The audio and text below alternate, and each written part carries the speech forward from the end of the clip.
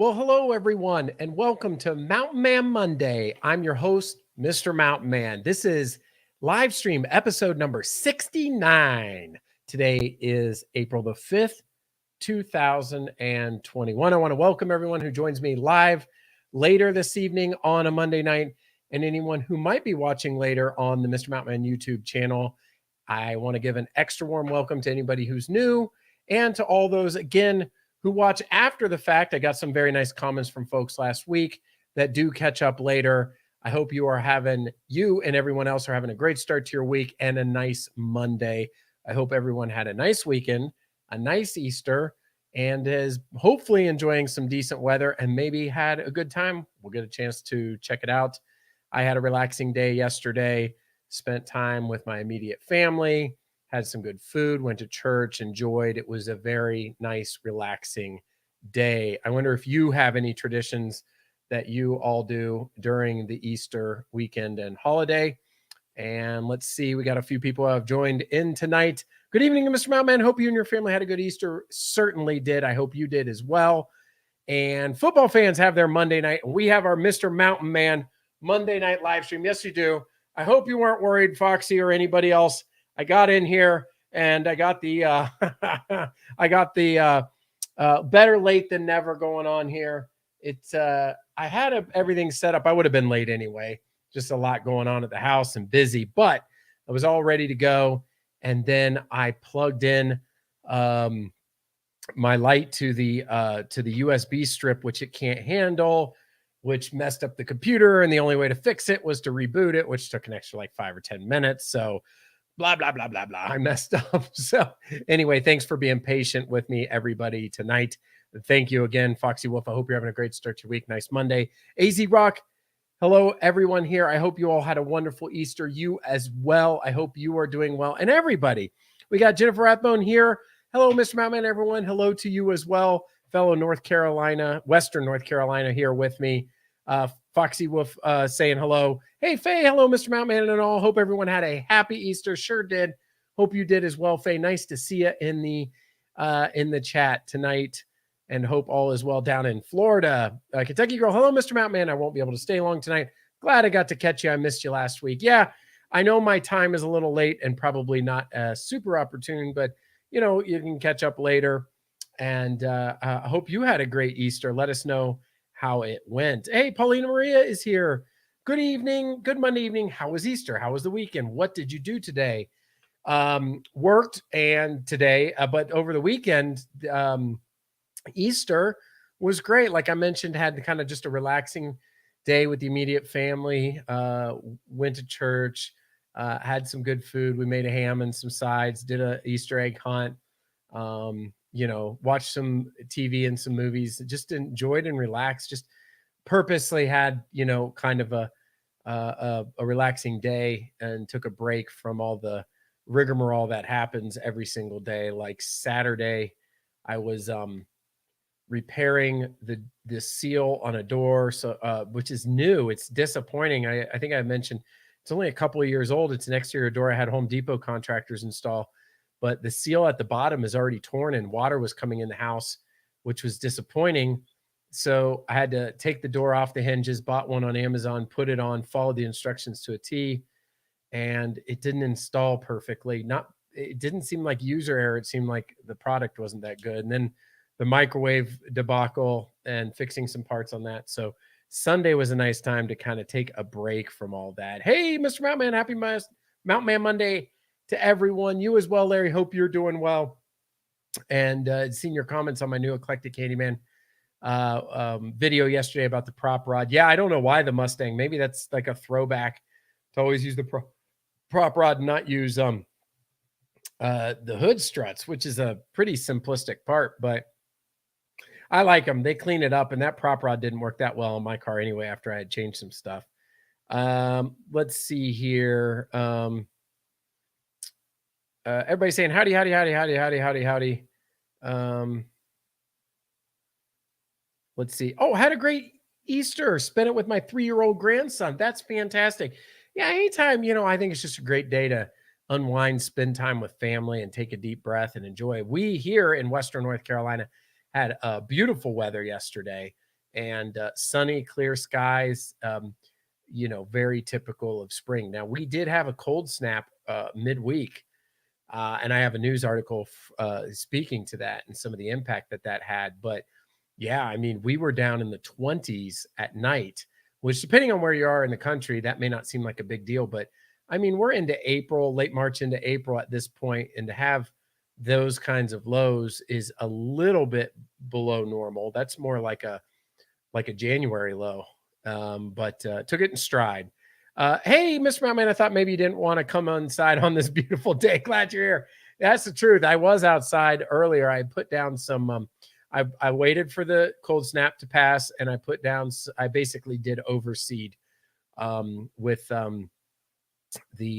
If you have a yard and you want it to green up, or there's some bare spots, you can get this stuff from the big box stores like Home Depot and Lowe's. It's basically an all-in-one solution. It has the seed, the fertilizer, and the little pellets to basically cover, which kind of acts like a to protect the seedlings so that they can grow.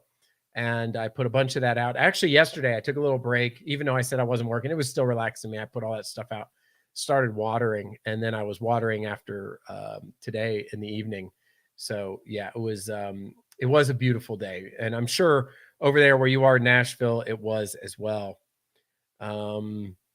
I hope you're feeling better there, Kentucky girl. I was reading that you're talking to everyone saying that you got a little bit of an ear infection. Let me tell you something.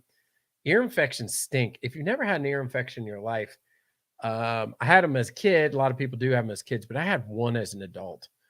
And it was horrendous. It's so ever present. Like anything in your head really is. And they're awful. I mean, if you have a bad one. I remember, and the problem is, without being nasty, if you start to get an ear irritation, not even an infection, and you put your finger to try to itch or whatever, and I don't want to be gross, but the problem is that's like the worst thing you can do, because your finger has, germs you can't see, which further compounds it. And I remember one time I was driving to Ohio like 10 years ago or something for a holiday, and then it manifested into a horrible ear infection that when I was going back through the mountains, we had lived in Florida in the time, and coming back through the mountains, the pressure change was just atrocious. I was in such pain driving that car. I remember we got down to Charlotte, and I wasn't living there, but I had lived there, called my old doctor, was able to get an appointment, a prescription. And, once you get those antibiotics, it helps so much. But ear infections stink. They are so bad. So I try to keep my ears on the up and up. So I'm feeling for you there, Kentucky girl. No fun. Let's see here. Oh, Faye, watch my hood strut video. This is in reference to anybody who might be curious. This is not on Mr. Mountain. This is the Eclectic Candyman, which a bunch of eclectic videos, and there was something for my Mustang. That one was an interesting one because there were some challenges to it that were unexpected. So I had to contact the manufacturer and get some bolts and some recommendations, but yeah. So it was a cool video to make. What was you a prankster or still are? You talking about like April Fools? I played one little joke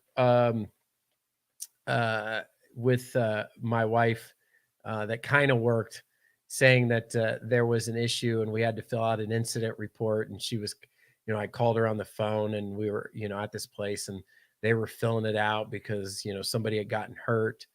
And then I said, there's a question on the on this incident report form. It says, do you have April Fool's coverage? So she said, you got me. And she's like, she had some choice words. Let's just say that. Yeah. So I still like your car though. Well, I appreciate it. Well, any American muscle car, really, it used to be a lot of fun, Blue Oval versus Bow Tie and Chevy versus Ford and stuff like that. But, really anything, a muscle car in general, I enjoy. Let's see. I'm just reading.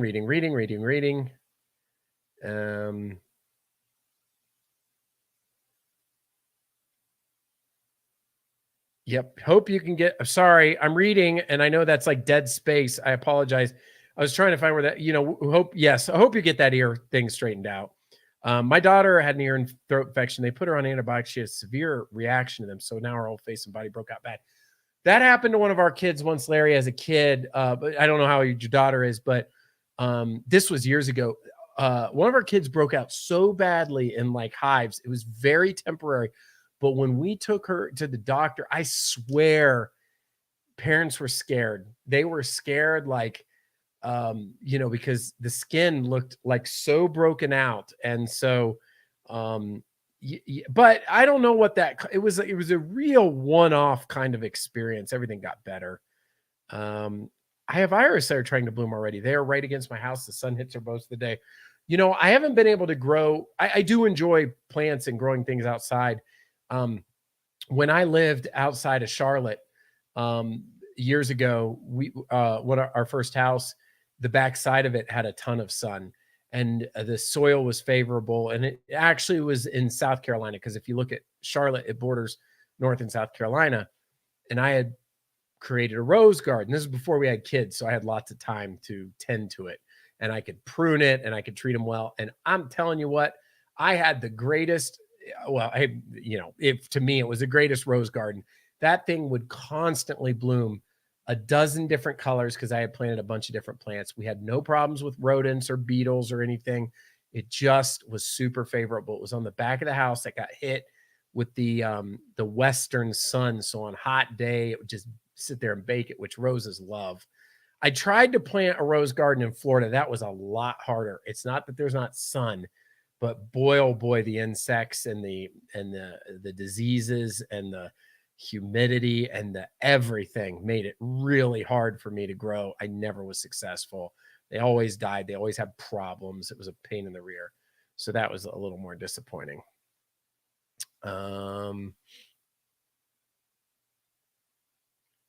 Hey, you're not a nutcase, and I think everybody has questions, sometimes about stuff. AMX, American Motors Muscle Car. Yeah, that's back in the day, had that. Thank you, Rita, for the video and audio are nice. I was concerned because when I rebooted the machine was very laggy, because when it goes through this boot process, like a lot of machines, it's checking this and checking that software. So it was unfortunate when I had it on for like an hour in preparation, so it would settle down and have finished everything. So when I made that goof and did the wrong thing and needed to reboot, that was a mess on me. I love good old fashioned iris. Yeah. I was talking about planting the grass and making the yard nice. It's going to be beautiful. Here in Western North Carolina, the months that I have found when the grass is the best are May and June. I mean, they look like show. Now, July and August is kind of hit or miss. I have made a mistake with the type of grass here. I fertilized it too much. See, in Florida, they have a type of grass called St. Augustine. Faye probably knows. We used to talk about growing a nice lawn all the time, but St. Augustine is probably my least favorite grass in the whole world. It's super uncomfortable on the feet. It's basically like beautiful crabgrass. It's wide blade. I do not like it, but it grows in sandy soil, and that's what they grow in Florida. From a distance, it can look really rich and green, but it's not nice. Not that I walk around barefoot, to be honest, that much, but just in general, I like a Bermuda, Kentucky bluegrass, a fescue. There's a whole bunch like that. And so in Florida, you could fertilize to your heart's content because the soil was sandy. It wouldn't retain, it would wash away.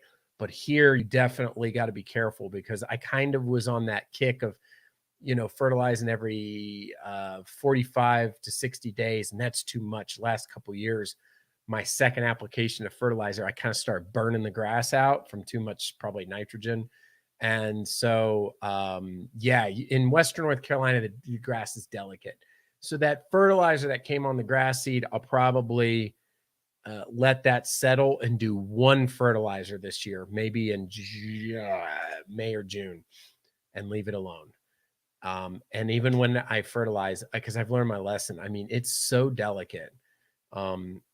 In fact, maybe if it looks good, I just won't even do anything. If it looks good, just leave it alone. Much more delicate here, but beautiful. I love it. Um, hey, Sexy Matt. I haven't seen you in a while. I did drop by once upon a time.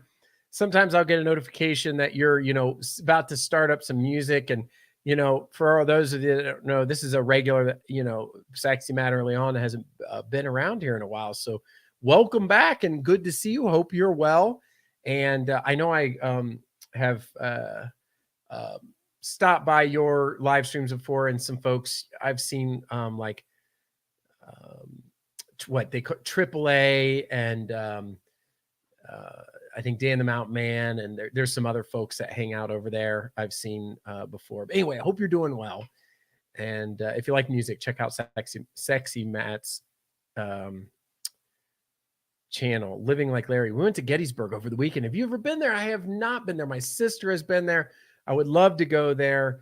Probably wouldn't have appreciated it as a kid, but now I think I would enjoy it much more. I think I made that comment a couple weeks ago. Like, I'm still not at the point in my life where like I can go this. I'm into a lot of things. Obviously, I talk about it a lot, but I'm more cultured now than I was younger. I think that's a natural thing. I mean, there are probably some kids that are young that are a little more seasoned and well-rounded, and I would have considered myself pretty well-rounded, but also normal. You know, race cars and races and football and friends and whatever is happening in current culture and things like that. But now I can appreciate history and especially modern history, things like, believe it or not, like when I say modern history, like the history I grew up, like if I was to go to like a 70s or 80s museum or something with the early history of the home computer and the history that went through and software and things like that nature.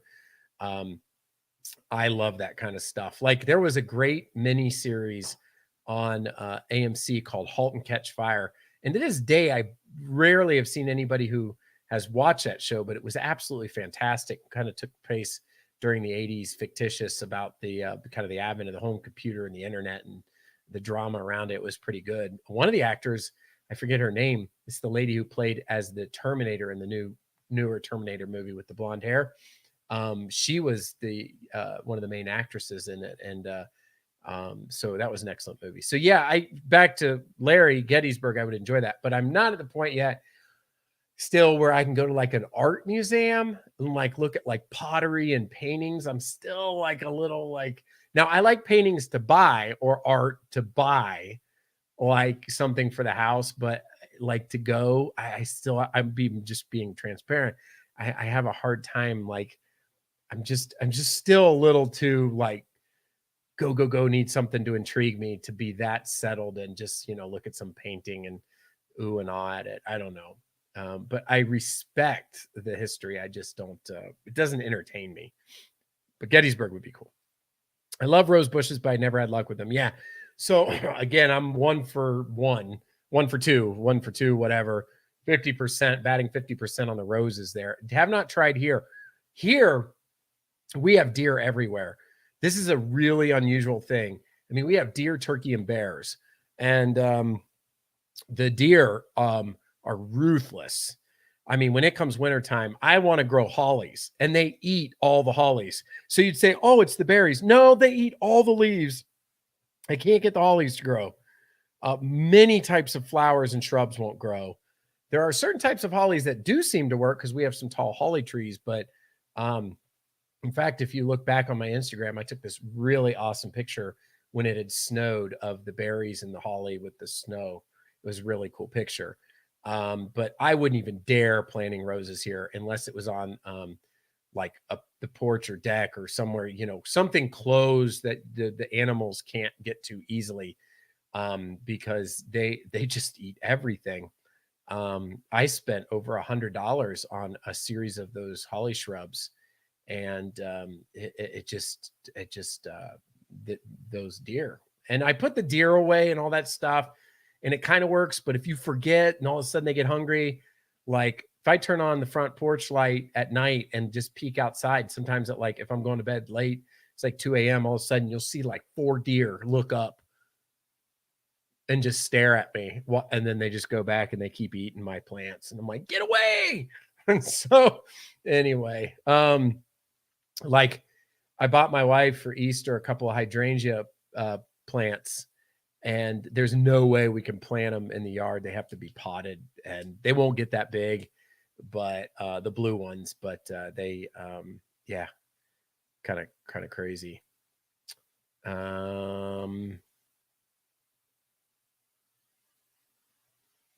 How's the Carolinas? How's the family? Carolinas, a beautiful family, is great. How about you? How's things going your way? Carolinas are Western, can't speak for the whole state. Our state is really pretty amazing, North Carolina, because such diversity in the land. I mean, you go to the coast and the Outer Banks and the Midland and then the mountains. And of course, my choice is to be where I am here in Western, tucked in the mountains, but there's so much going on here. Really, really pretty.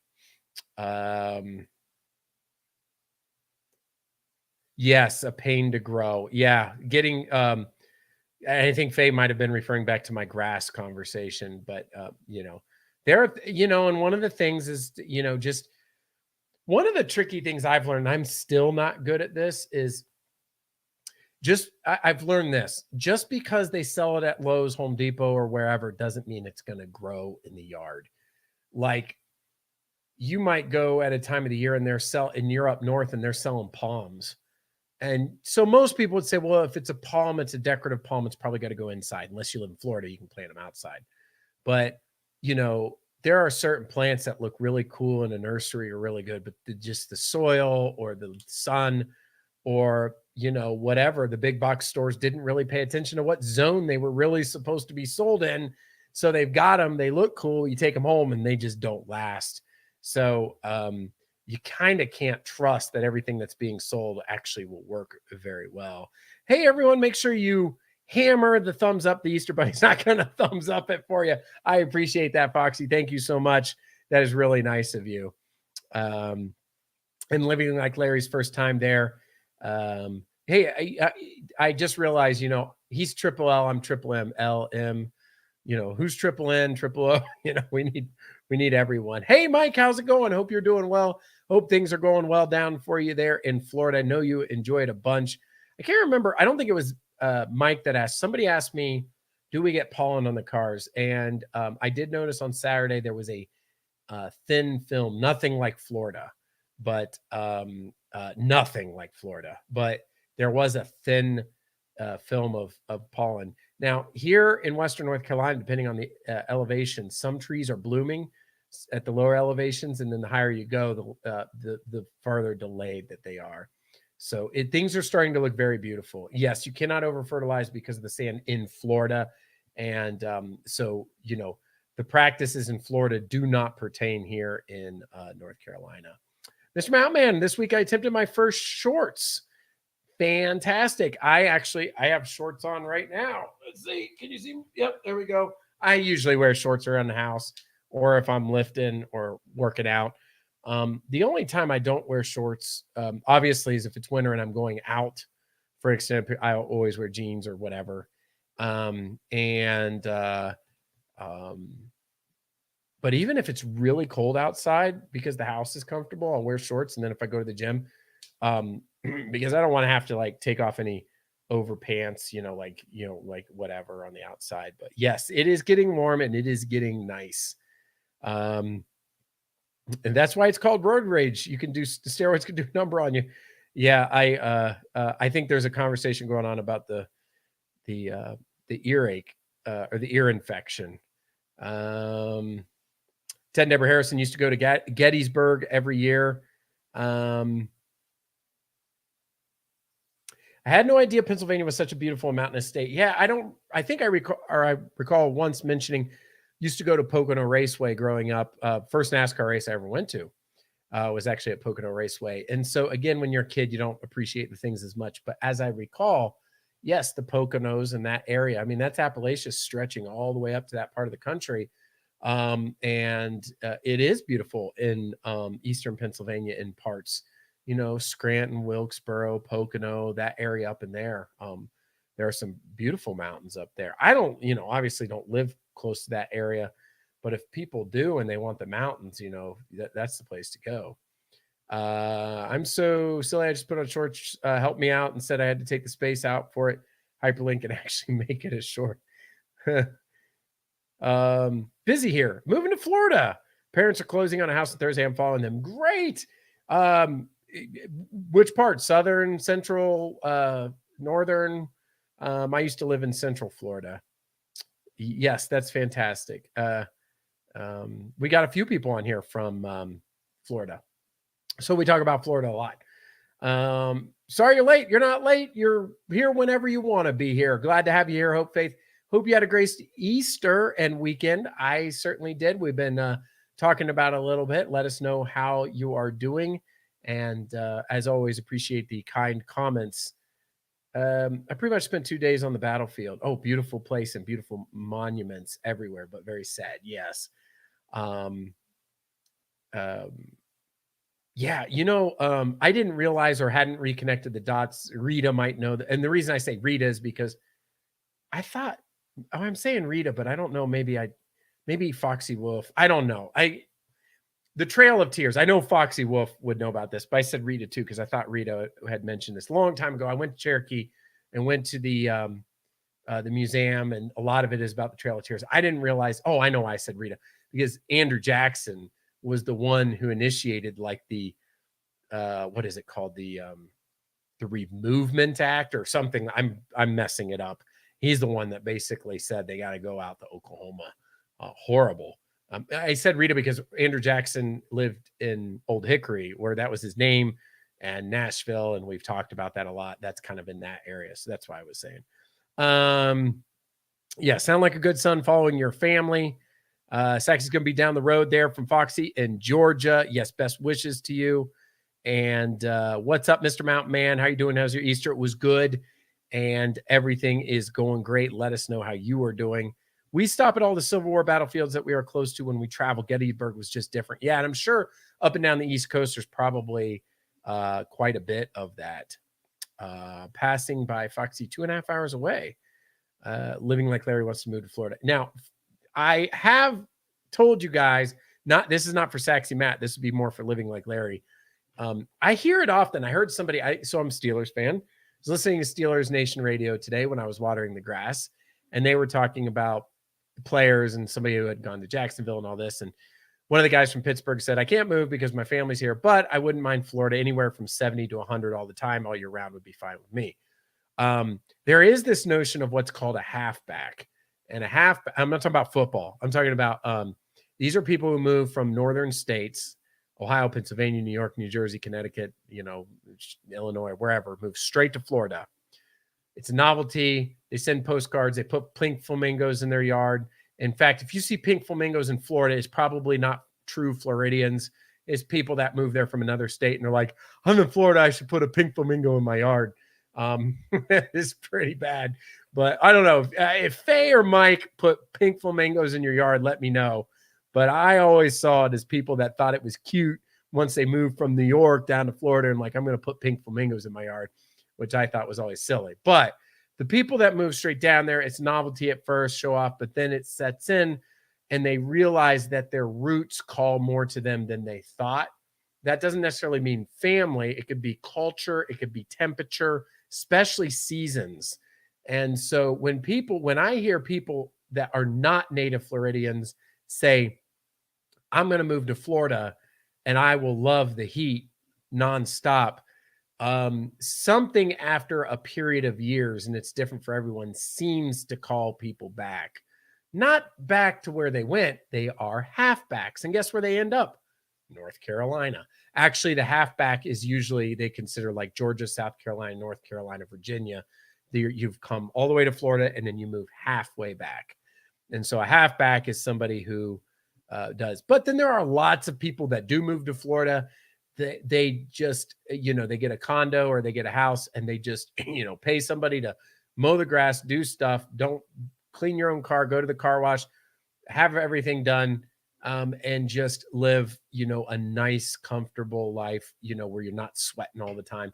And if you're going to be hot, you go to the beach, and just relax and enjoy. So Florida has a beautiful area, lots to do. lots and lots to do. But and I know Mike loves it, and Faye is native, and a lot of other people. But the people who are from the north that moved down there, you know, it's more than meets the eye. But the problem is there's never a way to find out because every vacation down there it can be bliss. So if you go down there for a week, 2 weeks, or a month, it could be like, you know, it seems like fantastic. I do not want to be pessimistic, so I'm not using Matt as an example, but we did know people in Florida who would go to where their parents were, like a husband and wife, and would sit, so either or would say, mom or mom and dad or just dad or whomever moved down to Florida, we need to go down there and take care of, be with them. And one of the spouse would be pretty unhappy in the long term. We knew somebody who moved from Virginia to Florida in that circumstance, and the husband did not like it. The wife did, but not the husband. He was like, I do not like Florida and I want to move back. But they couldn't because the kids got established in schools and the family was down there. So anyway, I sound like I'm being rotten apples about Florida. Florida has Florida sells itself. There, Florida. That's why everybody vacations there. That's why there's so much to do there. Mike knows that there's hiking there, and there's the parks in Orlando, and there's the beaches, and there's just lots of stuff to do. There's sports, there's culture, there's all kinds of stuff. There's good food, so there's something for everyone down there. My favorite battlefield is Horseshoe Bend in Alabama. It was part of the Native American Wars. Interesting. Do not know much about that. That's really cool to hear. Bum,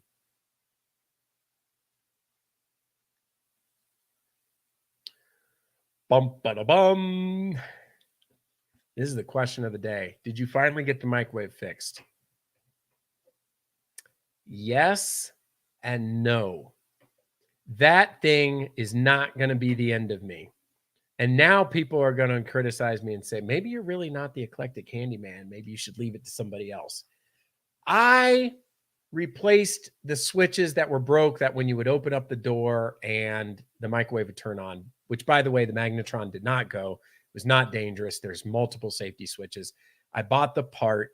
Turns out the part had the switches in it. That's why it was so expensive. So when I was complaining about the money, it turns out it came with the switches, so I could return the initial switches I bought. While I had it open, I said, you know what? Let me replace the magnetron. The magnetron is the thing that shoots the radioactive microwaves into the thing and cooks the food. It wasn't that expensive. I got it for $50 off of Amazon. And I got it. And why would I replace the magnetron? Because I have the thing apart. It's basically like the engine of a microwave. That's a small investment. It's 15 years old. This microwave is very specific. Let me be proactive. I don't care. $50 is fine. I would rather just replace it proactively than have to tear the thing apart again. Thing worked fantastically. Put it back together, shined it up, just working like a charm, heating up the food. About 2 hours ago, sitting there playing with the baby, and all of a sudden, wife's heating something up, and I hear, "Arr!" And I'm like, what was that? Like, as serious as can be, because I knew. And I ran over there. I ran because, not because there was an urgency. It's because I knew that I was irritated, and the microwave was making this horrendous noise. Mind you, it had been great. And I'm being tongue in cheek. I want to punch a hole through it because I had just fixed the thing and it's working terrifically. So I do a little bit of quick research. I think the magnetron I got was defective because I had mentioned before, I do on occasion buy, and I've had about 99% success rate, Amazon open box items. They call it like used like new, and it gives you the description. It'll say brand new, packaging will be damaged. Almost 100% of the time, the product is brand new and there's absolutely zero wrong. It's not used, it's not whatever. I don't even know if it had anything to do with that. I think I got a defective one. So like hot off the press, the microwave is making a horrendous noise. Somebody's gonna ask again, why don't you just replace the whole microwave? Because that's what you do with a lot of these things. Normally, I would just replace the whole thing. It's not like a Mr. Mount Man or Eclectic Handyman versus the microwave. It's not going to beat me kind of thing. It's very specific. It has a trim kit. It fits in this cabinet very specifically. And what I had looked at to replace the trim kit, get a new kit, the size of the microwave and everything, it would be it's expensive. It's much more expensive than the over the range ones. And so the pricing I was doing for me just to buy it and install, the $500, $600, $700. So we're talking about less than $100 in parts. I'm taking the route of replacing it. It matches the oven. And so that thing is made my blood pressure go up a little bit today, unfortunately. So I'm going to have to take it back out, and I'm going to send back the magnetron and get another one. And while I'm in there, I think I might replace a couple other parts proactively, because I don't want to take it back apart. And there's a couple of parts that are like key parts that if they fail, you'll have to take it back apart. So I know everybody's gonna be like, why don't you just replace that thing? But this particular microwave is just like Legos. It's not that complicated. This is the parts just very simply bolt in, a harness in, harness out. And there's not a lot of like finesse. And that is one of the things I do like about this type of repair of cars, is it's not like woodworking. Woodworking drives me crazy because when you're cutting trim and you're doing things, it's like a finesse. Or tile, you have to have experience. But bolts and harnesses and things that plug in and out are very binary. It's either in or it's out. It works or it doesn't. There's no like, you have to massage something and cut it a certain way. Nope. You bolt it in, you bolt it out. And I lost about 5 people off the stream as I'm talking about the microwave. So I've bored you people. This is not about the mountains, but this is about the ongoing saga of the microwave. So yeah, I will continue to work on it. And I see I'm behind in the chat a little bit here. A little bit, not too bad. Where am I? Oh, where is the comment? Did you finally fix the mic? Oh, I'm way behind. That was 9:26. Goodness gracious. Let me, yeah, can I ask you a YouTube question? After I upload my short, it's not under my upload. You have to go to my video section. Do you know how I can get it to appear in my uploads? So, no, I don't know off the top of my head. So so the reason I'm saying a couple of things, I have a curated playlist that I've called it Mr. Mountain Man Uploads, which I separated from live streams so that in general, the two on my main page wouldn't intermix, because YouTube treats live streams different, but also the same. So I want people to see my pure canned content. So I have a separate area. Uploads is the default area where it should show. The only other thing I can think is that if you don't have it listed as public, Kentucky Girl, if it's still uploaded in private, you might see it under your videos or unlisted. There's 3 categories. There's public, unlisted, and private. Private, nobody can see except for yourself. Unlisted means it's available by link, but nobody can really see it directly, or unless it's in a playlist. And public is searchable and everything. Check the visibility of that video and make sure it's set to public. Check that out. That's one of the things it might be. Those are awesome vids as well. A few forts around. Okay, talking there. There's conversation going back and forth. I can shovel pollen here. It's so thick. I know down south it is crazy. No, not those shorts. What shorts was it? What were we talking about? If I missed that conversation, I'm not talking about clothing shorts. I'm talking about shorts on YouTube. Pardon me. I am sorry, but goof on me, because that's what I thought it was. So yes, those shorts. Any Easter candy or anything special? Yeah, I mean, got some Easter candy, and the Easter Bunny, of course, made a trip here. I like things with peanut butter in them. What do you like? Florida in spring, pollen, giant locusts called lubers, waves of caterpillars, and then the love bugs. We had stick bugs where I lived, and they would shoot that. They were nasty looking, really gnarly looking, that would hang out on our viburnum. And let me make sure. Yeah, the Florida stick bug. They're ugly. Also called the walking stick. And they could shoot They do not attack or bite people or other insects. I think they had this walking stick bugs is that they're highly venomous. That's not true. But if threatened, a stick insect will use whatever meat necessary. Some regurgitate a nasty substance that will put a bad taste in a hungry predator's mouth. That's what I had heard. They could shoot that stuff. I mean, it wasn't bad for the people, but they're gross and they're big. Yeah. Do you have those, Mike? Those walking stick bugs, those things were nasty. We were just in Florida, places where you want to live for our vacation this summer. Awesome. Central in the peninsula between Gainesville and Tampa. I think that's Mike's area out that way. He'll have to confirm. Around Ocala. Okay, cool. The worst bugs of all. The Removal Act. Thank you. What did I say? The Relocation Act or something? Thank you, Foxy Wolf. Yes, that's what it was. I think Kentucky Girl was talking about short video, not shorts. Yes, thank you. I'm sorry. When you said shorts, I assume shorts because it was spring. Too many people in Florida. I recommend folks go to other places they might like better. Yep. Yes. Oh, a Native American will not even hold a $5 bill in their hands because of Jackson. Yeah. So, there's a bit of history. Yeah, can't blame them at all. Absolutely. I assume you mean taking over Smoky Mountains. This is the love bugs. Yeah. Faye says no pink flamingos, but isn't it true, Faye? At least what I saw when I lived, anybody who had pink flamingos was like, some early retiree that had come down and they thought it was a rite of passage to Florida.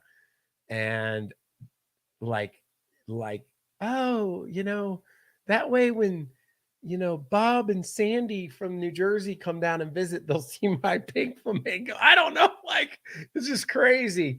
I always say, oops, I bumped the microphone. I always say, wherever I go to move, I always try to adhere to the culture. It's certainly fine for people to bring their own traditions and their own, especially into the home or anywhere. But like I've mentioned before, when I moved to North Carolina originally, to Charlotte or down to Florida, I never wanted to tell people how to do things.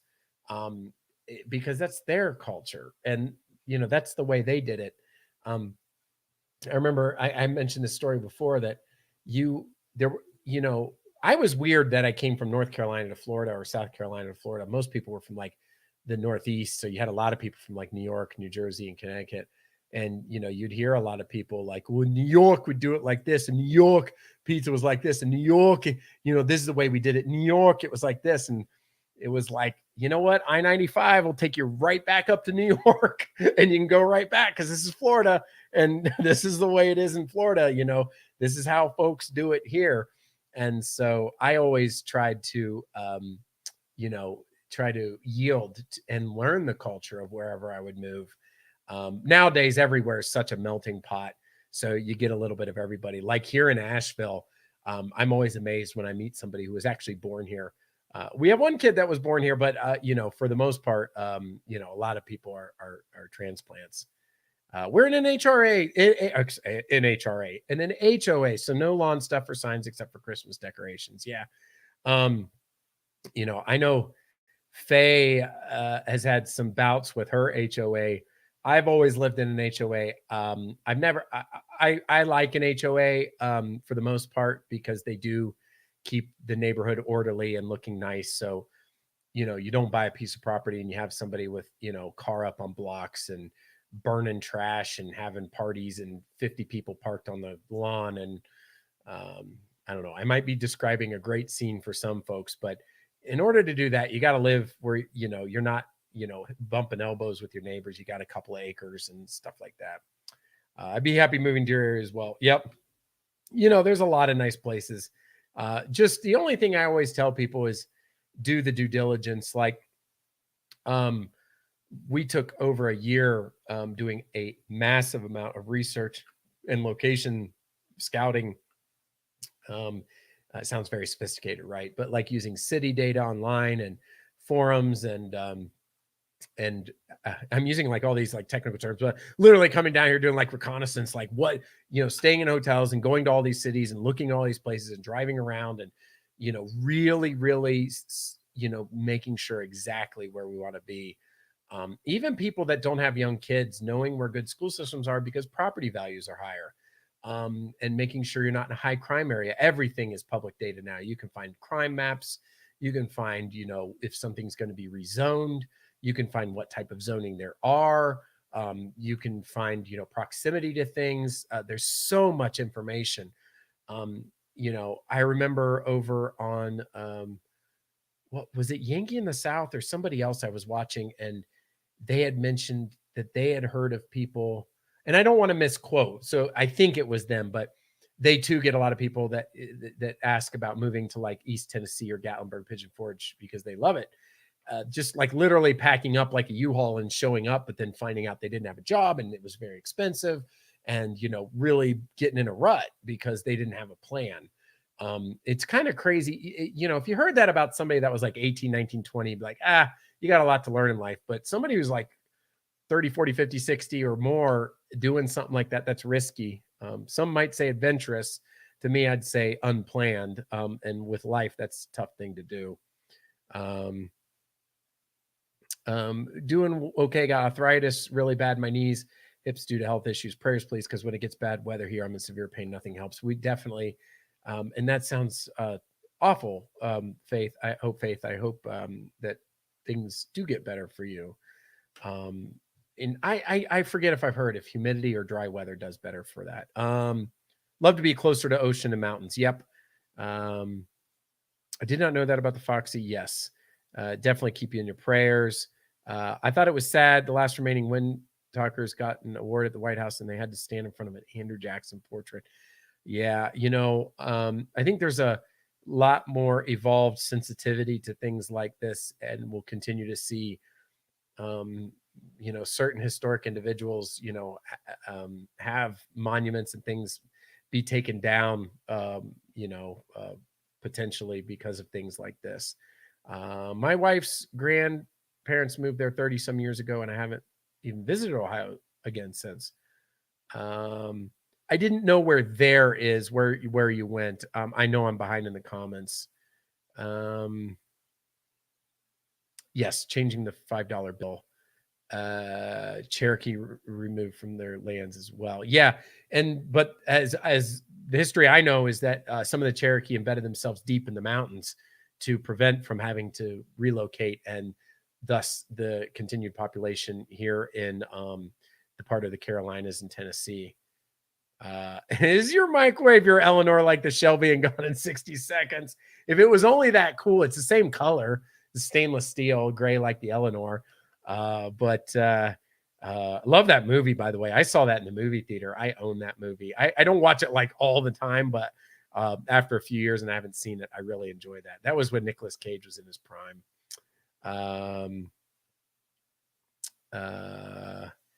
Yeah, and on this comment, I know that was to Foxy Wolf, and I had made mention of some of the sensitivity to it and stuff. I know that could be a debated conversation. So I'll keep things light on that front, because that probably is only a couple of steps away from politics, and I'm not getting into that tonight, so I'll steer clear. I'm confused. Lincoln is on the 5, Jackson's on the 20. Right. AZ Rock is right. Microwaves cause dementia, Alzheimer's. You should never use them.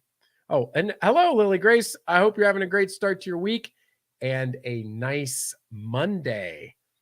Yeah, sorry you're having trouble with the microwave. I know. Just like Living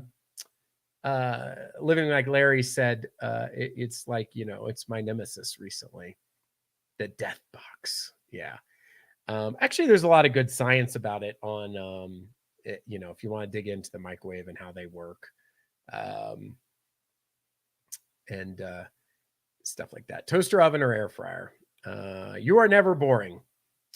Oh yeah, because I mentioned I like several people, like it seemed to live. Tired night. Faye just does a quick exit. I love it. You have a great night, Faye. I was probably talking to you and you weren't even here anymore. So this is what happens when I get behind on the chat. Please remember to hit the thumbs up if you haven't already. Yes, appreciate that. And always humbled by everybody's kindness. You are so funny when we get you confused. Yeah, like the shorts, and I'm talking about, I'm trying to walk and chew bubble gum here. Shorts on YouTube, kind of a new thing to try and compete with TikTok. I'll even further from what I know about, which is crazy. Um, hey, Todorico, how you doing? Hope you're having a great start to your week and a nice Monday. Doing well here. Let us know how you are doing. Hobby Lobby, and there is a flamingo stuff all over there for sale, especially if you go down to Florida. You might even see some at like Bed Bath and Beyond. Right on, Mount Man. We don't want to know how they did it up north. Yeah, I mean, you know what's funny is because I kind of picked up on that early, and I don't know if I could attribute that to my parents or just my education or what, but I always just felt like like when I was from Ohio and moved to North Carolina, I wasn't going to go down there. The closest I would have got to that, to be just completely honest, would have been like, my Buckeyes are the best and your Tar Heels or Duke, you know, or this or blah, blah, blah. But that's sports talk. You know, that's probably the most aggressive. I used to get really passionate about Big Ten versus SEC and stuff like that, but never did I really, that I recall, you know, I mean, I learned so much. I remember some of my friends in college, I had mentioned this before, used words I had never heard, like drop chord and buggy. I would say pop, and they're like, what are you talking about? So it was a lot of fun to actually learn a new culture. It was pretty cool. Hey, where'd you find the emoji? Yeah. By the way, you can always copy and paste somebody's emoji. One of the things you can do if you ever want one is, if you know just the description, you can type in Google and say like flamingo emoji, and then it'll show up, and then you can copy and paste it directly from the text into like YouTube. I know that seems like a couple of steps, but I've seen a Halloween flamingo. It's the skeleton of it. Yeah. Born in New York City, lived in Florida since a small child. So I have no connection with that place and relate more to Florida. Absolutely. A lot of people, I think, feel like that. Oh, Hope Faith was born in Western North Carolina. That's awesome. Like I said, like not a lot of people, I think not a lot of people in Asheville, but once you get out into like, you know, Canton, Candler, Waynesville, Mars Hill, you know, the outskirts, a lot of more of the folks there tend to be, you know, born and raised and there. Let's see. South Georgia culture is that your wealth is measured by how many cars are in the yard on blocks, and you plant your flowers and old tires. I'm very poor. Not going to happen in my yard. Yeah. Like I said, I might have been describing like a very free scenario for some. Did you choose Asheville or your job choose Asheville? No, I chose Asheville. And so I wanted to be in this area, and I love it. You know, this is a beautiful area. I had done the city thing, you know, most of my life, like the big city. I mean, Asheville's a big city, a large city in the mountains here. But you know, so in proximity to Orlando, Charlotte, North Carolina, Columbus, Ohio, you know, things like that. And those are great, but just is my liking. I didn't want to be like full on country, but you know, have the resources of the city, but very quickly be outside. That's why I'm not super keen on massive growth here. I mean, it might happen. This is a very attractive area. I think the natural thing that prevents it from exploding with growth is the terrain. It's not cheap to build on mountainous, uneven terrain. It's not like in Ohio where you can take a cornfield and immediately have a developer start building houses, you know, almost instantly. So yeah, I do like Asheville. You might get the flamingo. Now that I gave you the story, Sexy Matt, maybe just one, right? Just put one in your front yard and let you know, go it. Call someplace paradise, kiss it goodbye. Great line from an Eagles song. Oh yeah, cool. Yes, you should. You should do that. Yep, absolutely. Let's see here. Oh, Kentucky Girl had to run. It was nice talking to everyone tonight. Yes, have a good evening. And again, I apologize for the tardiness. Did anyone get the April Fools on anyone? Yes, like I mentioned, I was kind of kidding around with my wife, and I did get her, so that was pretty good. But I didn't remember till the end of the day, which is weird because when it's coming up, I'm like, I got to come up with something. Yes, you did on Mr. Mountain the week before April's Fool, and joking around. That was you did get me. I remember it. Then sometimes that's what you got to do. You got to do it before April Fools. We get cold weather on April 1st. Joke on us. That's what I was mentioning too at the start, Sexy Matt. We got a cold snap right at that same time. And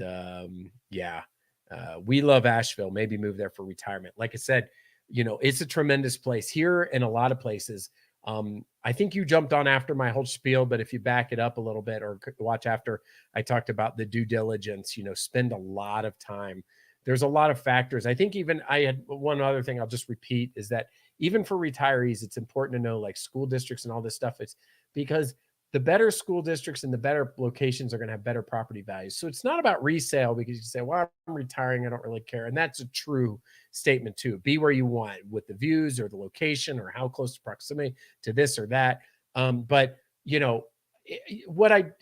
what happened to us in Florida is we didn't do our due diligence, and I'll tell you honestly, we just saw palm trees and beach. And it was the housing boom. So it was 05, right before the financial crisis. We didn't have much choice. Prices were skyrocketing. We bought and just assumed everything looked great. And later to find out we were not in a good school district. We were on the edge of not a terrific area. And we learned a lesson. And we were stuck in that house because we were upside down because of the financial crisis of 08. Property values went down. Our house value cut more than half. And so Florida was not kind to us from that period of time. So always do extra research, especially if it's a place that somebody enjoys vacationing, but then ultimately wants to live there. 30 miles west of Chicago currently. So you are getting some cold weather. Am I the only one that drops medicine and can't find it till a week later? Well, I don't know. That happens sometimes, like vitamins and stuff. I'll drop and then I'll find it like on the floor or something like that. If that's what you're talking about. Yeah. Yeah, definitely mother. I have a buddy that just moved from Chicago to outside of Orlando. He's loving it. And so, absolutely. And listen, if the heat starts to get to you, so I always surprise people because the time when the heat in Florida got to me, and I don't know, Mike mentioned you were never really in New York State because you've always lived in Florida, so you wouldn't know. But anybody who's lived with 4 seasons and then moved to Florida, where it got me was September. June, July, and August are hot everywhere for the most part. So you just walk outside and you expect it mentally. Never got to me. It was just hot. But by September, something in my Midwestern roots or even Carolina, for all the years I lived there previous, said something's supposed to cool down and September could be as hot as ever. There's no break in Florida. It'll be high 90s, super high humidity. Tropical storm rolls through, brings a lot of moisture. Even if a tropical storm doesn't move through, it's that time of the year where a lot of moisture is down there in general, super thick, and it starts to wear thin on me. September was the month that I would start to get cranky. It was usually in Central Florida around Halloween. And it almost was like clockwork. Right at Halloween, you'd get the first night that would dip into like the high 50s at night. And or maybe it was 60s. Maybe it wasn't 50s. And it was like, oh my gosh, this is beautiful. Like I loved it. Yeah, I hope that doesn't happen to you a lot. I didn't see many bugs in 2017, but love the lizards and the frogs. Now we have a lake in the back of property, so maybe gators. Careful. Those things are for real. For real. And so are the snake. I bet you Mike is like the pro and all that stuff. Commute to Buffalo Grove from Cincinnati back in the 90s. Okay, cool. Nice area. I can't wear cross flat-footed. Anyone ever been to the Everglades? I have driven through it. I have not visited. It's kind of a shame because I live there. Hey, cool fact about it. I learned this from watching something on PBS. The Everglades are the only place in the world where both the crocodile and the alligator cohabitate in the same area. Only place in the world. Very cool. I think there's much more to see in the mountains than in Florida. One of the things about Florida that also is a lot of people don't realize there's like 0 hills there. It is like Kansas with palm trees and pine trees and oak trees. Much more beautiful than Kansas. And there's a lot of retention ponds. So when you're flying in an airplane, you'll see a lot of water overhead, but it's very flat. So like if you like motorcycles and things like that, there's not a lot of hills. The coast is beautiful to drive on like A1A. Mike is probably there often. Yeah, if Mike is still around. Oh, Paulina, are you just saying you're tired? Oh, yeah. Well, hey, let me get to the housekeeping for the week of April of the year 52,021. Apparently, looks like I can't type my extra slash there in there. So how's the future, everyone? We are now in the year 52,021. There are flying cars and flying houses and who knows what else. Let me share some pictures as I always do, and housekeeping. What else is going on? My Eclectic Candyman channel, there are some new videos over there and some new content. That channel has some decent growth. Over here, I will be getting back on track with videos here shortly, but thankfully I really enjoy this weekly Mr. Mountman Monday with you all. So this does count. It's not a canned video, but it definitely is keeping us all together. So that's kind of the housekeeping going on. Let me get over to the pictures here.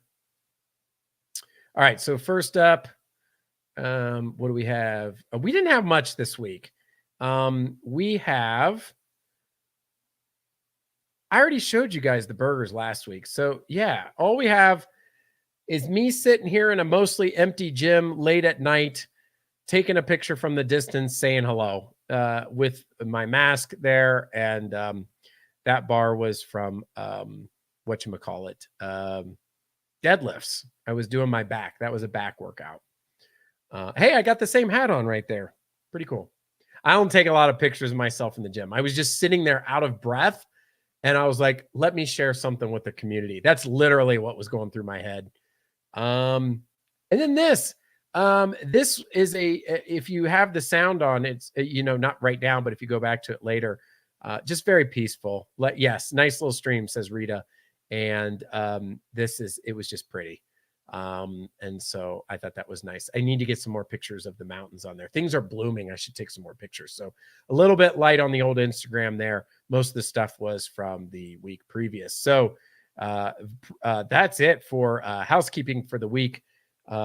First week of April, year 52,021. Let me catch up on the comments here. Let's see. Been to the Everglades, one of those airboats. That's pretty cool. Embarrassed to say, but can't type. I want to fish Okeechobee, but we have plenty of rivers to have fun. Yeah. Florida is a great place to have a little boat if you want one, or to get into fishing too. There's just a lot of stuff there. Went for my high school graduation trip almost 12 years ago, says Hope Faith. Yeah. To the Everglades. That's really cool if that's where you went. Yes. Sexy Matt says, oh, there's my Instagram account, Mr. Mountain_man. Thank you for highlighting that, Foxy. I always show the pictures and I forget to tell what the actual account is. Gotta go, guys. Have a good night. You as well, Sexy Matt. Thanks for dropping by and enjoyed having you here. I couldn't hear the stream running, but it's pretty. Yeah. If you pull up Instagram again on your phone or computer or whatever, and you turn up the sound, you should be able to hear it. It's pretty nice. Love mountain streams. Yes, they're very peaceful. I don't like the gators and snakes, but other than that, I have fun. Embarrassed to say, but I've never been to a beach. Found East Tennessee and West North Carolina back in the 80s. Never go anywhere else. It's worth heading over to one. You have to choose if you like. Well, depending on where you are, you could go. This isn't like the coast lakes, but you could go to Great Lake, like Lake Erie or Lake Michigan, or you could find a nice beach in a Great Lake. It's not the same. It's freshwater, not saltwater, but it still gives the same effect if you want to be in proximity. The other thing is, there's a lot of nice beaches, all the way from what's the one over in Virginia that's real famous? Somebody will chime in and say. And then you've got the Outer Banks of North Carolina, and you've got Myrtle Beach in South Carolina. You've got Hilton Head in Charleston. You go down to Savannah, you've got Jekyll Island in Georgia, and then you get down to Florida and you have St. Augustine, Daytona Beach, New Smyrna Beach, Cocoa Beach, and then down and down and down and down to South Florida. Then you go to the other side in Fort Myers, up to Tampa and Clearwater, and then you go around the coast and you've got Destin and all this stuff. So I sound like a map for beaches, right? It should be like a travel agent or something. Yes. For tips and tools and how to use it all, tune into Mr. Mountain Man. Well, yeah, you could tune into Mr. Mountain Man or the Eclectic Candyman. The The Eclectic Candyman is my other channel. There's a link on the Mr. Mountain Man channel. Let's see here. I'm definitely losing some folks. I know it's late. Let me get over to the news and notes of the week for April the 5th in the proper year 2021. Let's go over to that. And here we go. Share. And my mouse is like freezing tonight. Come on, mouse, you can do it. Here, let's just use this one. Be a little more productive.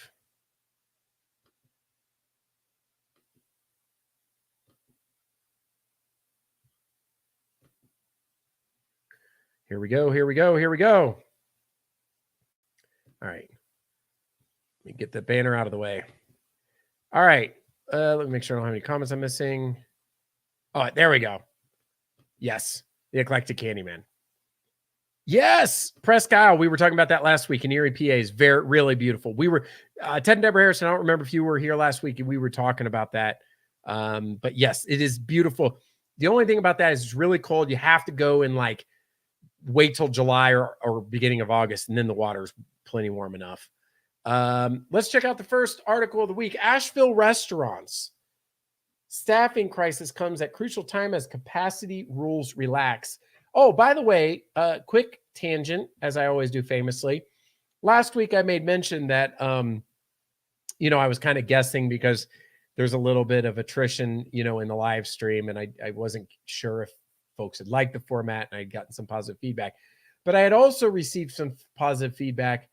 There were two comments I made. It wasn't only the format. I was concerned that it was too niche here in the area, and I might not be attracting wider audiences and I threw out some areas. I said like Oregon or California or wherever. I had two people chime in on the live stream via the comments after the fact. One person was from California and one person was from England, said that they don't. By the way, if said person is here, I know I got a comment that people watch it with like Roku or on the big TV and can't comment or don't care to in the background. Hello to you.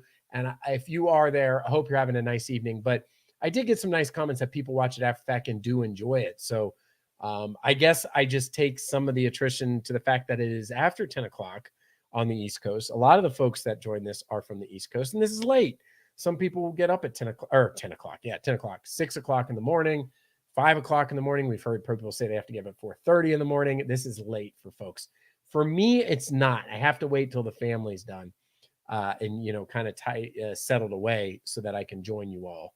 And a little even later than I would have liked to tonight. But we're here. And for the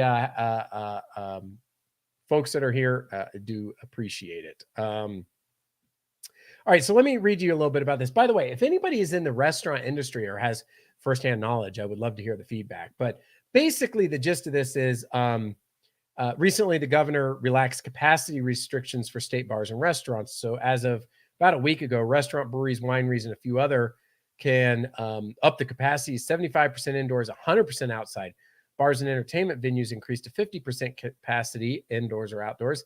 And the 11 p.m. on-site alcohol curfew has also been lifted. This means more customers, but it also means more headaches for owners saying they're struggling to staff their restaurants. Kayla Jenkins, a bartender who created said, the pandemic has made a lot of us take a cold, hard look at the industry, meaning the restaurant industry, we always thought would be there.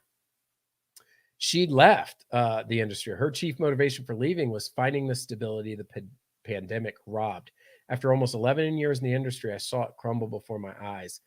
She said the pay at their new job is about the same, but she wants medical and dental insurance.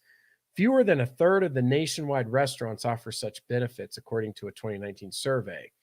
When I get sick, I want to be able to take care of myself. And the fact is, we're not seeing that in the restaurant industry, which sometimes leave a lot of the human aspects out. Jenkins said restaurant owners aren't being malicious withholding benefits. They too are struggling after an unstable year. But at the end of the day, it's still a problem. A lot of work is what we're looking, and it's not a big ask. I just want enough to survive. If people are still in business today, it's because they work their butts off. Still, staff shortages can't always be fixed with elbow grease. They translate to longer waits and overburdened workers. During busy surges, one of the restaurants said sometimes have to keep a few tables vacant to avoid overloading the staff. Customers, however, are reluctant to stand around when they see empty space. I say, I can't seat you there, but you'll have to sit I can seat you there, but you have to wait 30 to 40 minutes before anyone can even get to you. And they're just baffled. So a lot going on in that article right there. On the positive side, good thing that restaurants and bars and all these places are being able to open, and businesses and such. But I don't blame the average worker that's working in this industry or related to have found something else. I mean, yes, we all feel that we're at the end of this, hopefully, at this pandemic, at least domestically. It's not the case internationally. But domestically, and the vaccine being available or whatever path people are taking, things are, on the improvement. But, in that wage category, people might say, well, what if there was another pandemic, or what if there was another surge, or something happened? I don't want to be, let go again, or furloughed, or done, or whatever, the case might be. So I don't blame the people, but at the same time, it's this weird mix because everybody's been cooped up and wants to go out to eat and spend some money eating. People love to eat out. I'm tired of eating home. I want to eat out. So you go to restaurants, and I've noticed what I've witnessed is restaurants are packed, absolutely packed and busy, which is a great thing. But at the same token, if they can't find people to staff them, that will result in longer wait times and poor service, which can be a frustration. So it's this weird cycle of what's going on. So I definitely feel for the restaurant people, but the owners, but at the same time, anybody who's worked that and says, well, I'm not getting benefits and I'm working off tips and I'm overworked and it's stressful and they don't have enough people, I'm going to go get a job over at XYZ where I'm going to make the same, but I'm also going to get benefits and it's a little more stable if something happens. So, just an interesting article about it. Let me see here if anybody's saying anything about this. Man, my mouse is really messed up. Yeah, don't be embarrassed about not going to a beach. You're content where you are. Absolutely. Wherever you are is great. You're whatever you like to do is what you like to do. And if you or anybody else is content, that is absolutely, yeah. Living like Larry didn't make it to Lake Erie because it was so cold. Yes. Some people do not want to go back to work because unemployment pay is high, but they forgot that unemployment is not forever. This is a good point, Foxy Wolf. I don't know anybody personally that's doing this, but in general, I have wondered that. One comment I heard is that, I don't know everybody's situation. That the unemployment plus the pandemic benefit is not exactly like a massive income. So anybody trying to live off of that is probably, counting their nickels and dimes and, being frugal, which, most of us are anyway, but I mean extra, and it can be extra stressful. So yeah, if people are taking advantage of the system, or, that's unfortunate, that would be occurring. But you would hope folks would want to get back and, get back to either their original employer or something else. In this case, the article was focused on the fact that people were switching industries. So it seemed like in general, the restaurant and dining industry was having a problem. It's been pretty much 100% here the whole time. They just ask you to sit in your car until they paid you to come to your table. I know we went to one place. We haven't been doing a lot of indoor eating yet, but we did go one, and that's exactly what it was. So yeah, we waited for that. Yes, true. Have you ever eaten at Cheddar's in Asheville? I have not. That is a chain. They had it in Florida. They have it in Tennessee. I have not been there. I have been there once. I forget which city it was in, but it is a very popular chain, and typically very busy. It's kind of the opposite around here. Retail and hospitality wages are going up, and the factory wages are staying stagnant or going down. Interesting. I wonder, Larry, is that you can, I'll read your next comment. You can get a job starting at Walmart, making more than most factories are here now. Walmart's interesting because, Walmart is such a massive company that even the lower paying jobs are going to probably have tremendous benefits in the way of medical and potentially 401k and very structured, just because of the massive size that they are and being a public company. But yeah, it is interesting. And I wonder if some of that, Larry, is because of the competitive need that some industries have to be. They're like, we're not going to hire anybody unless we up the wages, or offer some perks. So I don't know. I didn't read in that article. I don't know what restaurants owners are doing to entice folks. Maybe they gotta give them a free beer or some free food or a discount or something. Because yeah, if you're like, well, you're working on tips and making, the hourly wage, which is low, and we're not offering benefits, and you're doing it for the enjoyment of that type of job. Yes, Cheddar's is good, and it is good to love it there. So I didn't know if anybody would. Yeah. So great comments coming back about these places, but we'll have to see. But I have noticed that that restaurants are getting very busy. People are ready to go back out. So we'll have to see what that translates into as far as massive wait times and what ends up happening. And which I'll tell you right now, I am not patient with the family and kids and stuff because they don't have patience. So it's not necessarily me, but it starts to get unenjoyable if you have a long wait. We won't even go. It's pointless because it's not fun at this stage in life. Next up. So guys, I mentioned a few times about the issue we had with the cold last week, and the apple farmers were really concerned that it was going to kill their entire crop. So this article was from WLOS. A farmer, it was singular, but in particular, expects sleepless night as the growers calculate the crop damage caused by the cold. So if you've ever seen on my channel, when I go to the Apple Festival in Hendersonville, this is directly related to those farmers because they have started growing the apples in the spring. Apple growers cross their fingers as they assess the damage caused by recent sub-freezing overnight temperatures. It'll take us again a few more days to know what the damage has been, says Henderson County Extension Director Dr. Terry Kelly. And then we get a few more weeks of potentially cold weather that could cause some more events. So we'll have to see what that brings. Henderson County is the county directly south of Buncombe County, which is where Asheville is. It's sleepless night, says Jason Blackwell of Rainbow Ridge Orchards. We know there's damage, but the extent of damage we're unsure of. Overnight lows dipped to 23 degrees at that orchard. Blackwell says it will take days and possibly weeks to get a full sense of the damage caused by the cold. He says varieties like Granny Smith and Gala may be more susceptible to cold, while late-blooming Honeycrisp apples are more likely to survive. This stem's actually brown and dead, he explained. There will still be apples, but the percentage of the crop load, who knows? The low temps vary between 20 and 26 degrees across the country. Because of that, he said growers won't take all the same hit. It depends on where you're at, but certainly at this time of the year, it's a very restless time for growers as they wrestle with the temperatures and other potential problems. The local growers hope it's not like 2012, because back then a mild winter and early bloom was followed by a hard freeze, which led to the worst apple harvest in almost 60 years. It's a spring scenario that they all hope doesn't repeat. I always say this time of the year, the growers have to sleep with one eye open on the thermometer because you never know. Along with apples, other crops are impacted by the chilling condition. Blackwell has 30 acres of peaches. The peaches are not looking good. They're more susceptible being in full bloom. For the next month, the agricultural community will keep an eye on the weather forecast because another freeze could be a backbreaker. Hopefully we're done with the cold weather, but only Mother Nature knows. Yeah, so...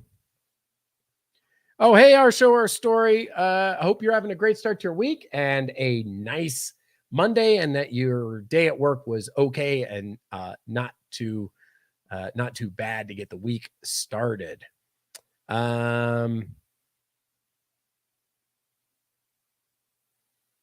Yes. Went to second shift and hey all. So yeah, anyway, we'll have to see what ends up happening. The Apple Festival is to be on. There's going to be a lot of growers, and depending on where they are. But I do feel bad for the farmers around here because it can impact them. Now, what Rita says, I believe I witnessed firsthand. The cold must have hurt the lettuce, also very small and rots fast. I went to Walmart a couple weeks ago. I can't remember if I told you all. I was getting some lettuce for the burgers I was making on the grill. Okay, the size of my fist was this was the size of the lettuce, the iceberg lettuce, and it was like $1.50 for this puny, tiny little lettuce thing. And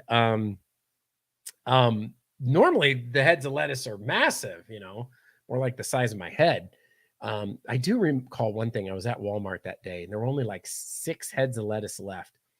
This lady comes by very casually, looks at the lettuce, takes her hand, squeezes a couple of heads, of lettuce and walks on. Now, listen, I'm all okay about checking the firmness of the vegetables. We got to wash things in their package and stuff, but I don't know. I just something in the last year, like touching and doing all the vegetables and then walking away just seems like it should be an obsolete practice at this point. Or pick one up, and unless it's really bad, just go ahead and take it or eyeball it first. I know with fruits and vegetables, check the firmness and how ripe they are and all that. And it makes sense, but still, it just something didn't seem right. Like just to touch all the vegetables and then just keep walking and not buy any of them. Yeah, grocery prices will go even higher, especially on those. Still very early for bloom damage, I would think. Yeah, I don't know what you had over there in Tennessee, but we had a really cold week last week for the apple growers, local apple growers here. So, yes. All right. Next story up. What do we got? If I can get, I don't know what's up with that mouse. Maybe it needs a new battery. Oh yeah. For the fishermen, which I am not. The trout waters opened this past weekend. So that's just a heads up for anybody listening that might be coming to Western North Carolina or lives here or is into fishing. Hatchery supported trout waters will open at 7 a.m. Saturday, April the 3rd, with the season running through February 28th of next year. Hatchery supported trout waters are marked by green and white signs and have been closed for the past month so that the North Carolina Wildlife Resources Commission staff can stock them with trout. Staff will continue stocking certain streams through August, some monthly and some heavily fished waters more frequently. Over the next 6 months, staff will stock nearly 800,000 trout, 96% averaging 10 inches in length and 4% exceeding 14 inches. These waters are open to public fishing, but the land around them is often privately owned. The Wildlife Commission encourages anglers to respect the property they're fishing on. Remember that landowners can take away access if they feel their property is being used. For a stocking schedule, visit www.ncwildlife.org, and there's the link on that site. I'm not into fishing. I have so many hobbies. I've never gotten into fishing, but it certainly seems relaxing. Look at that picture right there. Look at that guy in the mountains fishing. That looks pretty cool. And by the way, for as far as eating, rainbow trout is like one of my favorite fish. Top 3 for sure. Love it. And so, yeah, never gotten to fishing in Florida, never gotten to fishing here in North Carolina. But if anybody else is a fisherman, let us know. I agree. This isn't back on the last story. This isn't the time to be overhandling. It was so funny because I came home and told my wife that it was almost like a comedy skit just to see somebody casually walking by, touch it, and then keep on walking. So yeah. Yeah, don't be fondling my food. I should have said that, Foxy. I should have said that.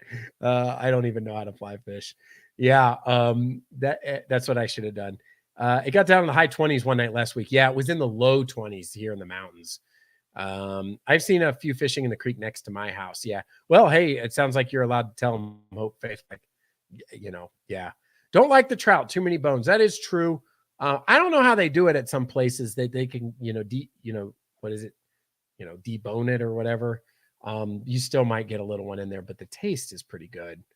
Cracker Barrel has a rainbow trout, but the problem is a mountain man size meal would take about 5 rainbow trout portions from the Cracker Barrel. I went there a couple years ago and got the rainbow trout, was really excited, and it was so small. And of course the sides fill you up like biscuits or whatever you end up getting. But, I was, can I get a quadruple portion of your rainbow trout, please?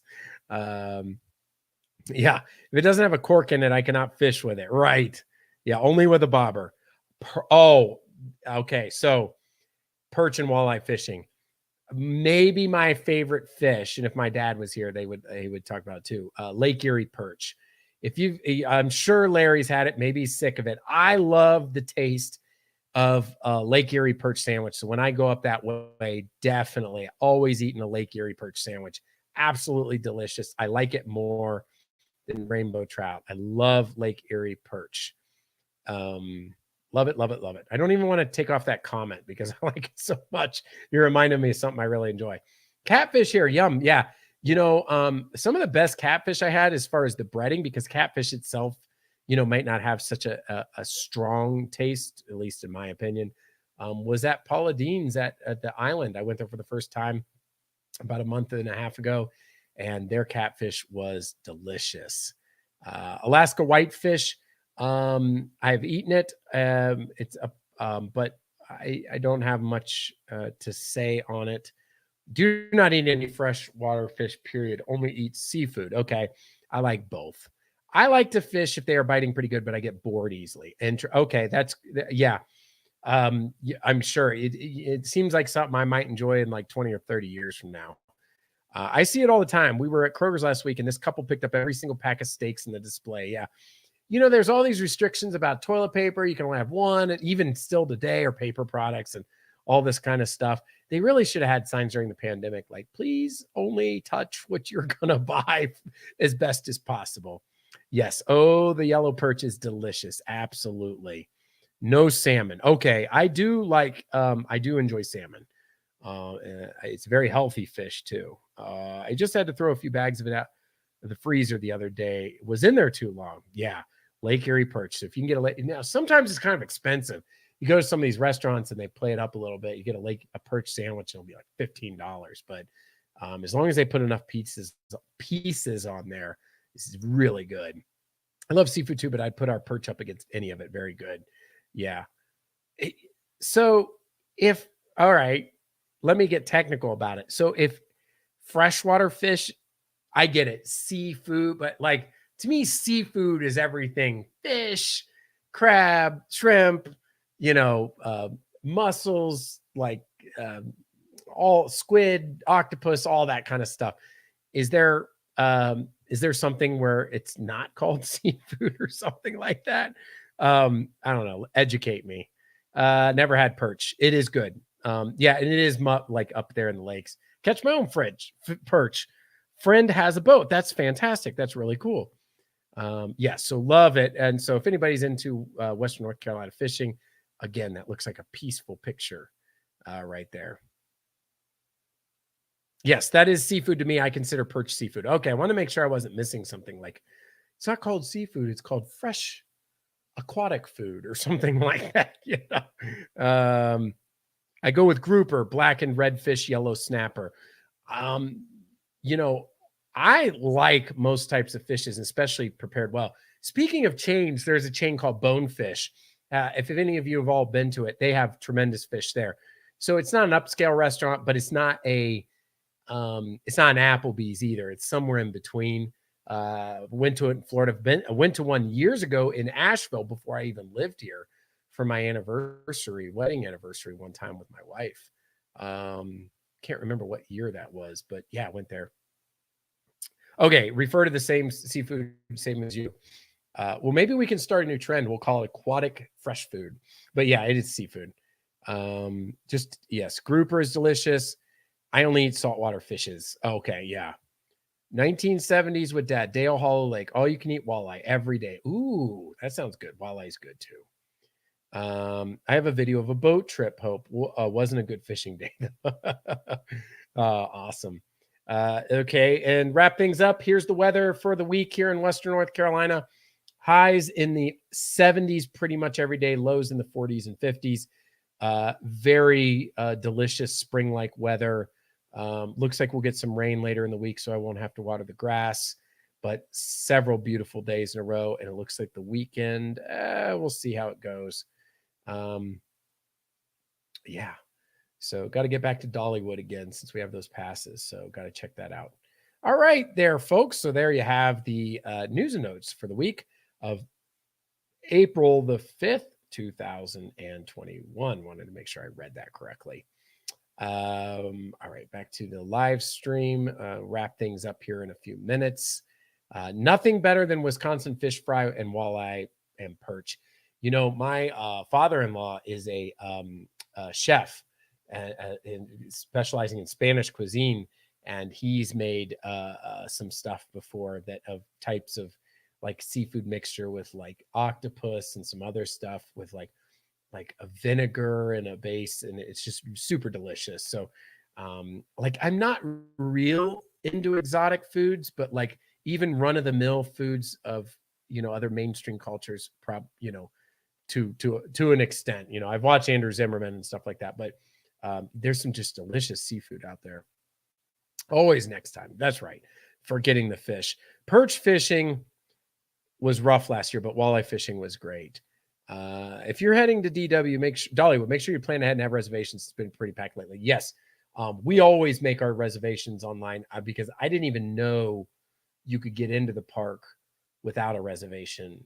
You can educate me on that. If they allow that, I wouldn't even chance it because we have to drive 2 hours to get over there. There's no way I'd drag the family over there to be rejected. I mean, we could make a day of it because we have Ripley's passes too. But yes, we do have we do make our reservations for when we anticipate going. But what I'm starting to do is making multiple reservations because, as we learned the first time, Saturday was raining cats and dogs, but Sunday I think was better. But we only had Saturday by the time we knew Sunday was full. So try to be, smart about it. I love traditional Spanish food. One of my favorite cuisines, Spain on a Fork, is an amazing channel. Very cool. Yeah, like the paella that my father-in-law cooks, and my mother-in-law is very, very good stuff. It looks like the mountains are very busy so far this year. Depends on what part, but definitely over in Gatlinburg and Pigeon Forge is jam-packed over there. Larry, you were probably here, but I think you're here every week. I had maybe 2 months ago, I had an article about, maybe it's been 3 months, Gatlinburg being listed as, one of the top destinations. I can't remember if it was domestically or in the world, like growth. I'm not sure if it was the world, but it was probably domestically because, there's so many incredible places in the greater world. But anyway, the long and the short of it was that, it is definitely on the up and up as far as the number of people that like to go there. They do have spots, but we always make them just in case. Okay. Do they just pretty much let anybody in who's got a season pass, or are you like early in the morning, so you're guaranteed a spot? Used to, before COVID came around, right? You could just go there into the park. Love the Spanish food, especially paella. Yes. And romesco sauce. Actually, I am not. I might have had it, but I'm not super familiar with what that is exactly. But it sounds good. And yeah, you remember that article. So yeah, the mountains are definitely packed. I think it's ranked 5th. Yeah, and I'll have to go back through and remember what that article was, but it definitely is on the up and up. Well, folks, it is almost 10:40 here on the East Coast, and I've been on for about an hour and a half. This is the sweet spot here. It's probably because most of the nation is under such lockdowns. Tennessee's more relaxed about it. Not only that, but the combination of the 1-2 punch of being able to go into the mountains. And yes, with the relaxed nature, it was a hot spot. Great live stream. I don't know how you keep it up, but glad you do always enjoy. Thank you, Rita. Really appreciate it. Always appreciate the kind comments and having you here and asking me about the things I enjoy, especially like the microwave. Depends on the day about the Dollywood passes. Okay. 5th in the world. Maybe it was. I need to find that article, Todd, and find out. It was about the growth. I did have that on there. Have a great and safe week, everyone. Please hit the thumbs up if you haven't yet. It's been fun. Good night. Good night, everyone. Have a wonderful and safe week. Another Found Mountain Man Monday. It's been nice seeing you all and chatting with you all. Good night, you all. Yes, thank you for showing up. Ted and Deborah Harrison, everybody. Ted and Deborah Harrison, Our Show, Our Story, Living Like Larry, AZ Rock, Todd, Rita, Hope, Faith, Paulina Maria, Mike, did I say AZ Rock, Todorico? If I'm repeating, I apologize. Just trying to give a shout out to everybody. Faye was in here. Foxy Wolf. If I missed anybody who was in the background. Oh, Jennifer Rathbone. Everybody. I hope you had. Sexy Matt was here earlier. I hope you have a wonderful, wonderful week. Yes, safe and wonderful week. Enjoyed the conversation. See you all next Monday. Well said. I hope you all have a wonderful, safe, happy, healthy week. Enjoy. Catch up on the channel if you haven't on some of the other things, maybe past videos you haven't checked out. And if otherwise, I will see you all next Monday for another Mountain Man Monday. Good night, everyone. Have a wonderful week and take care.